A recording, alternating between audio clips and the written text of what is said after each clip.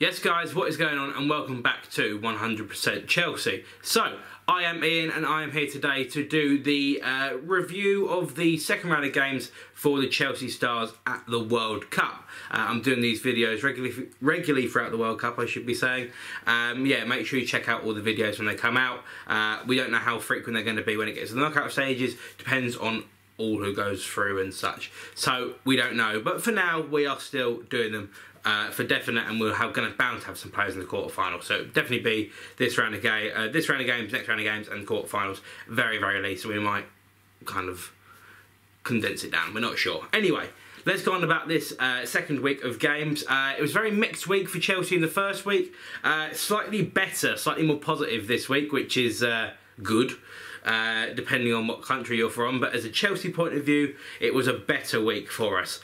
So we'll start very quickly with the game that didn't feature Azpilicueta. It was the Iran versus Spain game. Spain won 1-0. Costa got the goal. Azpilicueta didn't feature at all, which was kind of to be expected because they really did need to win that game, Spain. So we can't really argue with that. Maybe could have come on at the end, but probably no bother. They've got a big game which is going out today. I don't know when this video is going to go out. I think hopefully it'll be after this video has gone out. So good luck if you, Dave, if you are playing, or if you feature, I don't know. But hopefully he will feature in that game today. Oh, my phone's going off. So, next one, someone I actually forgot to put in last week, and I apologise, was Christensen. Last week, I forgot to put him in, and it was my fault, and I apologise. He gets a clean sheet and went off after about 8 minutes. But this week, he didn't keep a clean sheet, but outfield and in normal field of play, he did extremely well. They drew 1-1 with Australia, which is unfortunate. They drew 1-1. The goal for Australia was a penalty, not given away by Christensen, and he played the full 90 minutes. So it was a pretty decent performance from them for Denmark. So it's they're one of those ones that they should be going through. Not guaranteed yet. They've got a big game against France where they need to go and get a point, or 3 points would be ideal for them to go through, because there is still a chasing pack that can catch them. So going to be very, very interesting to see what happens in that one. But Christensen, I'm pretty sure, will play. In the game he played against Australia, played very well. He's a very calm, collected centre-half. It's the first goal they've conceded, Denmark, in, I think I remember seeing the stat, they've conceded 4 goals all season, and one of them is in this game against Australia for the penalty spot, which is just unlikely and very unfair. But that's football, simple, that's what happens. Now we come on to another game that was in the same group, which is France against Peru. We had Giroud and Kante take place in this one. Giroud got an assist, and to be honest with you, should have had a goal. Until Mbappe touched it in on the line when it was already going in, but there we are. Giroud played very, very well. He started the game. There was actually a weird poll that went on saying if Giroud should start, that went around France, and it was 60% in favour of him starting, and he started, which was kind of weird, but they definitely made the right decision. They played him in the middle of a front three, and it all worked quite well. Giroud's a lovely player, as we all know, and it gave him a proper target man to aim for, rather than trying to hit 2 very small strikers in Griezmann and Mbappe. So it gave him a different aspect and a different perspective of how to see the game and how to play, which was very good. I very much enjoyed that performance. To be honest with you, France, although they weren't brilliant, they did enough. And you could definitely see where they were going to go forward and how they would carry that on. We don't have anyone for Peru, but one person we did have also playing for France is N'Golo Kante, who was brilliant. I don't know if he won man of the match, but it was definitely a man of the match performance. He was running all over the place. Peru are a very fast team, they have a lot of pace, and Kante very simply caught up with them all. Anyone that kind of any sort of threatening position, whether it be get himself in the position to stop a pass or make the interception or win the ball himself through a tackle, he was very, very good. I was very, very impressed with Kante. The next person is unfortunate one we have to talk about. It's been a pretty decent week for all of Chelsea, apart from Caballero. Oh dear, dear, dear, dear. Oh, right, let's get it over and done with. So, he was rubbish. He was rubbish. I don't like slating people, but he was poor, simple as. He was massively at fault for the first goal. He tried to play a little dinked ball over the top to the centre half. Very simply, all he should have done was to launch it long. No pressure on him, really. No pressure. He could have hoofed it long and ball probably would have come back at him, but you should not be playing it around and try to be fancy like that where he was inside his own area. Great goal great finish to beat him on that goal, but still he was massively at fault for that goal. And to be honest with you, he never really recovered after that. Croatia went and beat them 3-0. The next two goals weren't necessarily his fault, but they did have psychologically there was definitely an impact. You could see, like, he came out for the Rakitic goal and he shouldn't have come out. Yeah, it just wasn't good for Caballero, and he's going to need something massive to save him and Argentina from elimination in the group stage, which part of me is going yay, part of me is going because to be honest with you, underneath that normally there is an Argentina flag and that is moving, and I apologise. But yeah, it's going to fall down, I'm sure. But very simply, I like Argentina. I wanted to see him do well. I wanted to see Caballero do well because I really like him as a keeper, but he has been awful at this tournament so far. One person who I wouldn't say has been awful, but I say has been meh, is Willian for Brazil. They beat Costa Rica 2-0. He was not on the pitch for either of the goals. He was subbed at half-time. To be honest with you, he had no real impact whatsoever. Brazil are more threatening, very simply, down the left than they are down the right, because they've got that little matter of Neymar and Coutinho who just love to link up and do what they do, which is get at players and cause carnage. Done. Simple. Willian really didn't have much of an impact. Be honest with you, I'd love to see how many touches he actually got in that game, because I don't imagine it's a hell of a lot.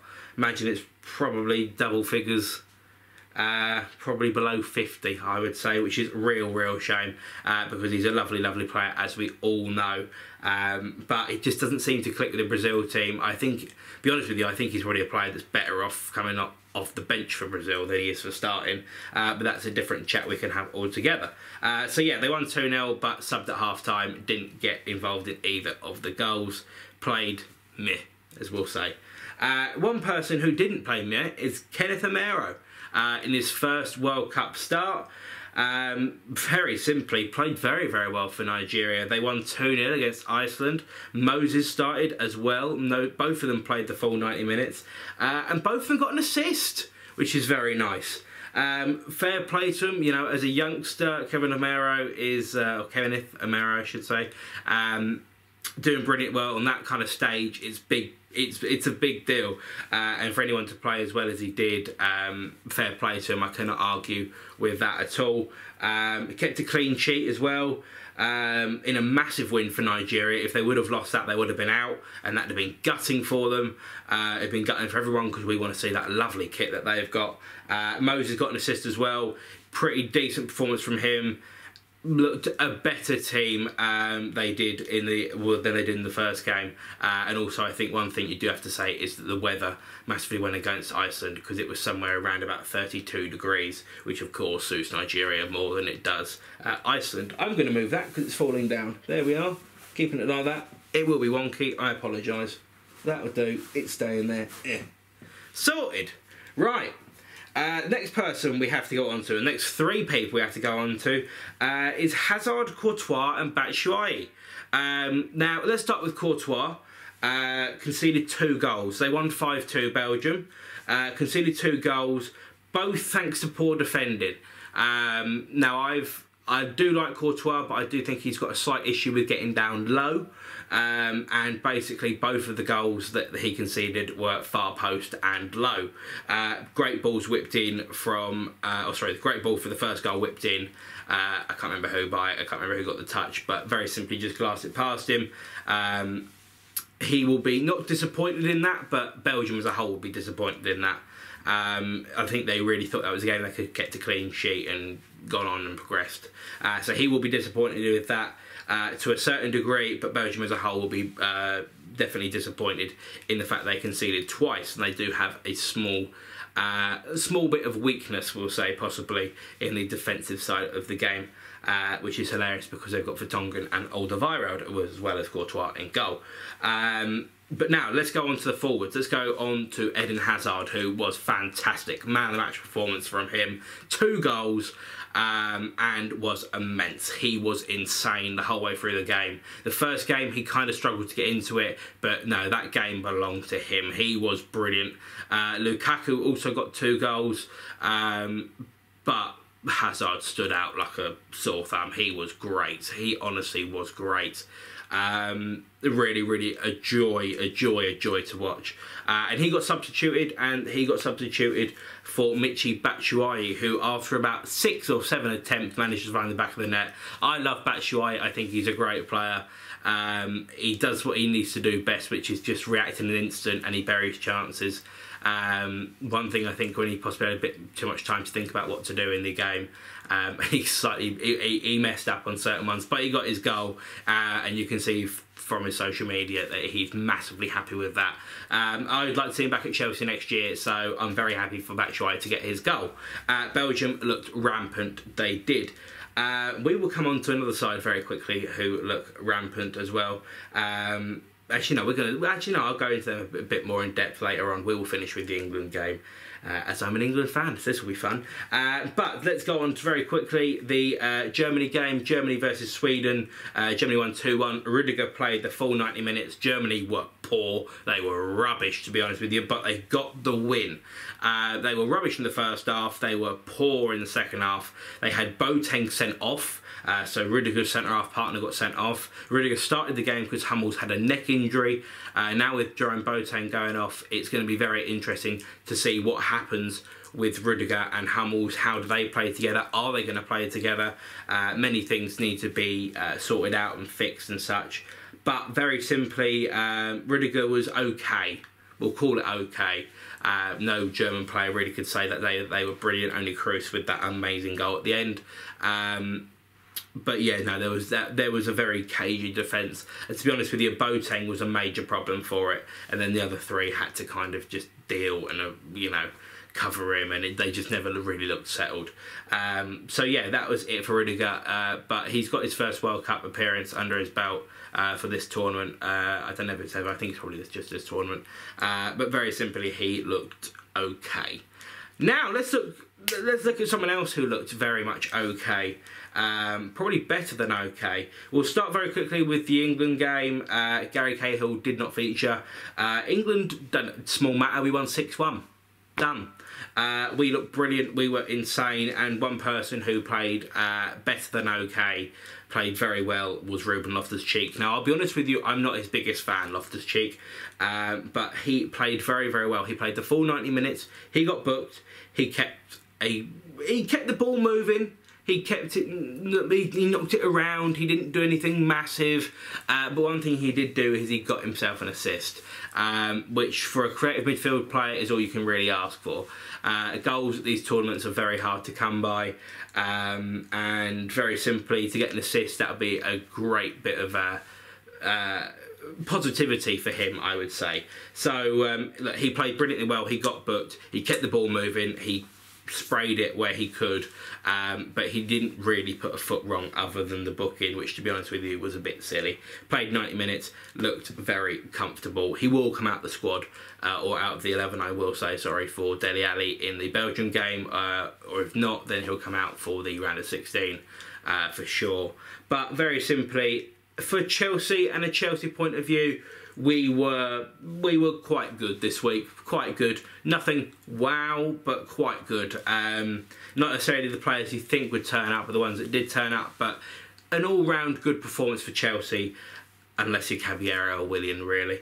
But no, look, it was decent. I'd like to see Dave play, because everyone else, Dave and Cahill, the only 2 that haven't played. Everyone else, from a Chelsea point of view, has played at this tournament so far. Yeah, I'd like to see those play. Think it could be possibly hard. Cahill could get a run out in the next game, which I'm very much looking forward to. But that is going to be it from me. I really enjoyed doing these videos. I hope you guys at home are enjoying them as well. So what to expect next? We obviously got our transfer shows coming daily. Make sure you check out those. I'm pretty sure one, if it hasn't come out today, will be coming out very, very shortly. So make sure you keep an eye on that. Make sure you follow my socials. They will be down in the in the description, socials, and my channel. Make sure you subscribe to Crago28. Yeah, make sure you subscribe if you're new around here on 100% Chelsea. Yeah, there's a load of socials that will be down in the description below. Yeah, that is it from me. I don't know when I'm going to be next back. Probably will be after the round of games. Probably will be something like Friday. After all the teams have played again. I don't know who your country is, but good luck to them if they're performing in the World Cup. And we will see you back here for some more World Cup videos, or I will see you back here for some more World Cup videos. Make sure you check out all the other videos on the channel. Thank you for watching. Make sure to subscribe, and make sure we see you back here on 100% Chelsea.